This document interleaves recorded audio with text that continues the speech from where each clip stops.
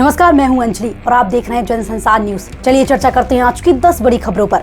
आज यानी 25 दिसंबर को देश के पूर्व प्रधानमंत्री अटल बिहारी वाजपेयी जी की 101वीं जयंती है।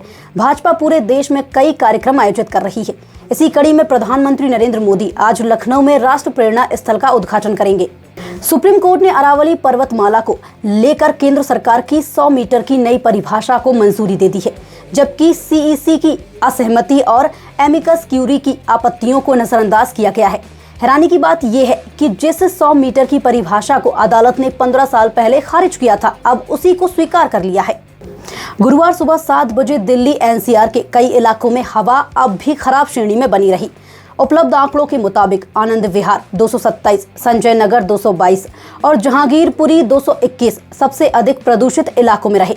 इनके अलावा सोनिया विहार और संजय नगर में AQI 220 दर्ज किया गया है। हालांकि हल्की राहत के बीच कुछ इलाकों में कोहरे की स्थिति अब भी गंभीर बनी हुई है, लेकिन स्थिति पहले से ज्यादा नियंत्रण में रही।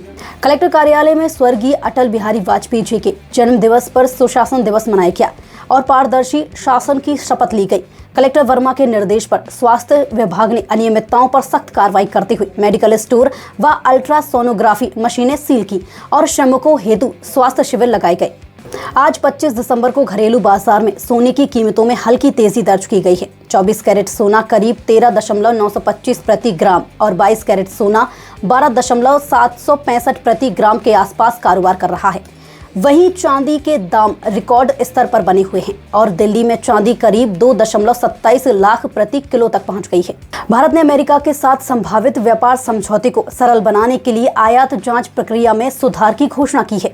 इन सुधारों का उद्देश्य व्यापार को तेज, पारदर्शी और निवेश अनुकूल बनाना है। भारत ने बंगाल की खाड़ी में न्यूक्लियर पावर्ड सबमरीन INS अरीघाट से 3.5 किलोमीटर रेंज वाली K4 बैलिस्टिक मिसाइल का सफल परीक्षण किया।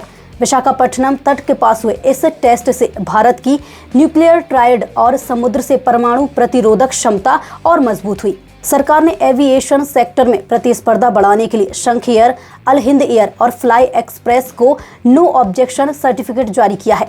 नागरिक उड्डयन मंत्री राम मोहन नायडू ने कहा कि नई एयरलाइंस के आने से यात्रियों को बेहतर सेवा और ज्यादा विकल्प मिलेंगे। मध्य प्रदेश समेत उत्तर भारत के कई राज्यों में ठंड का प्रकोप लगातार बढ़ता जा रहा है।